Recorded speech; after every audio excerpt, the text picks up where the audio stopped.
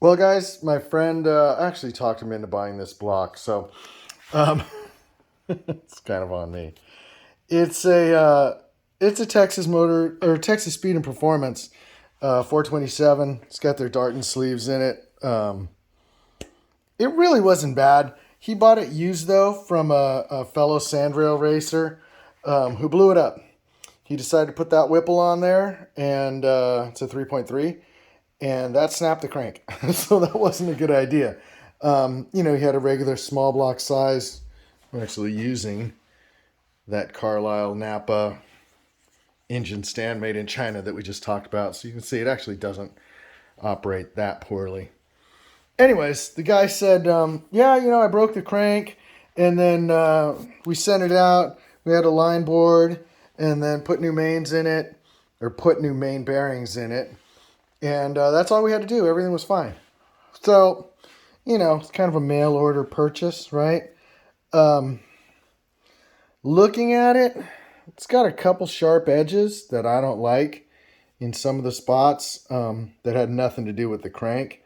So that we're going to address. You can see that it kind of was shuffling, right? And he pushed it. This thing was 940 horse with a small pulley on it, big pulley on the bottom, small on the top. I don't remember the sizes exactly.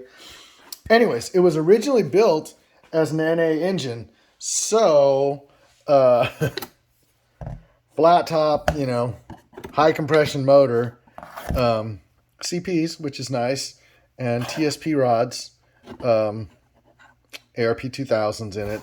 So, it wasn't bad. Did have the wrong balancer, though, so we had to get another ATI for a supercharger because it didn't have the register right there. It had the little one instead of the big one to hub pilot the crank pulley.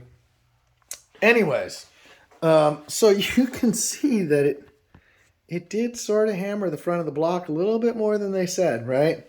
You can see it caught it up in here and up there a little bit, right? Got a little Black Death going on right there. But it was sent out, and it was just touched with a line hone, and they said that cleaned it up.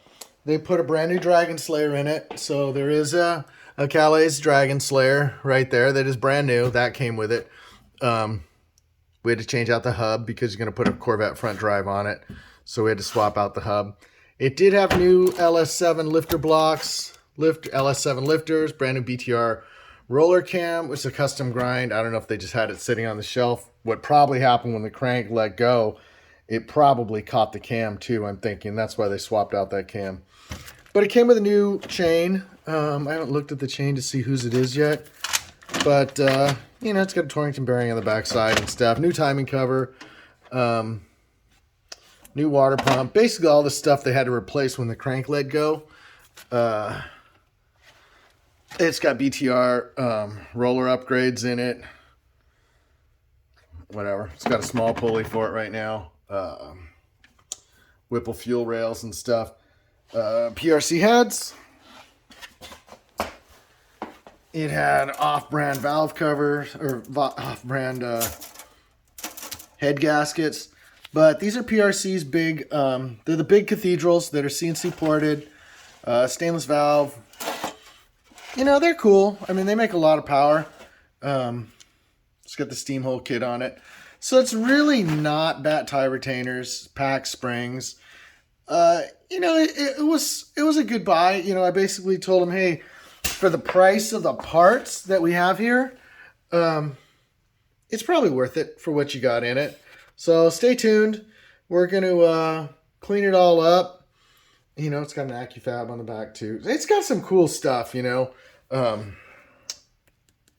intercoolers built into the Manny.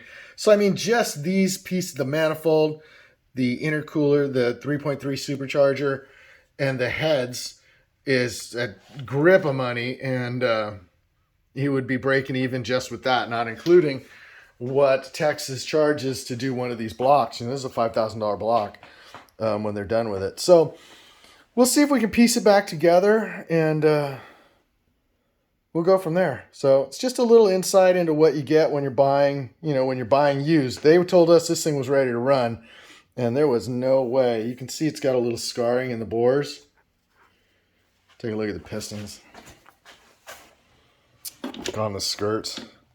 Shit's hammered. So we're going to put a new set of slugs in it, obviously, right?